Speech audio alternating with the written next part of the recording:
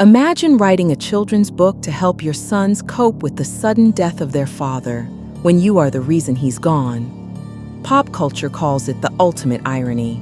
Behavioral science calls it Duping Delight, a specialized form of sadistic gratification derived from successfully deceiving others, especially while being lauded as a saint. This isn't entertainment news. This is a forensic analysis of premeditated, calculated identity construction. We know her name, Kouri Richins, the devoted Utah mother, the successful real estate agent, the newly minted author on grief. But today, we are stripping away the grieving widow persona she built on local TV. We are investigating a profile of extreme opportunistic psychopathy. Why stay?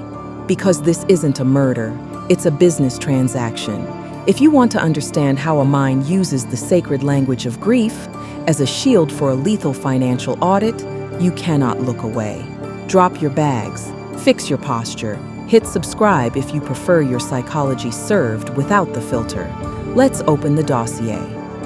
To understand Kouri Richins, you must understand the architecture of her life.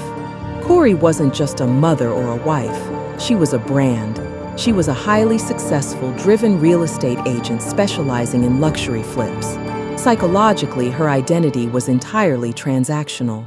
Her value system was external, predicated on markers of status: the expensive home, the successful business, the appearance of the perfect, affluent family. When your identity is tied to wealth rather than internal empathy, people stop being human beings, and they start being assets or liabilities. Kouri had a high need for achievement, a recognized psychological driver, but without the tempering mechanism of effective empathy. This creates a ruthless form of utilitarianism.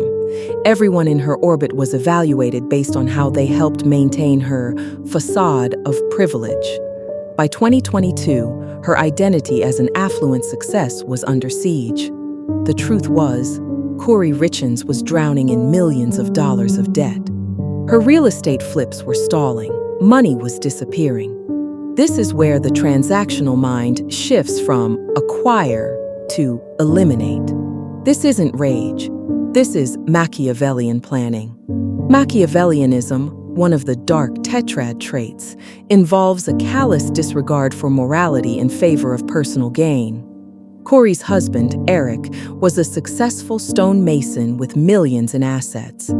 Psychologically, she had compartmentalized Eric from husband and father to financial solution. The months leading up to March 2022 show a staggering pattern of deceptive behavior. She secretly forged Eric's signature on a $250,000 loan. She opened numerous life insurance policies on him without his knowledge, totaling nearly $2 million. She tried to secretly change the beneficiary on his estate. When you treat people as assets, death is just a payout. On March 4th, 2022, Kouri Richins called 911, claiming she found her husband cold to the touch. The autopsy found 5 times the lethal dose of fentanyl in Eric Richins' system. It was delivered in a specialized Moscow mule. But the real data isn't in the poisoning, it's in the performance that followed. Within weeks, Kouri was on local television promoting Are You With Me? She didn't just write a grief book, she performed the role of the ultimate grieving mother.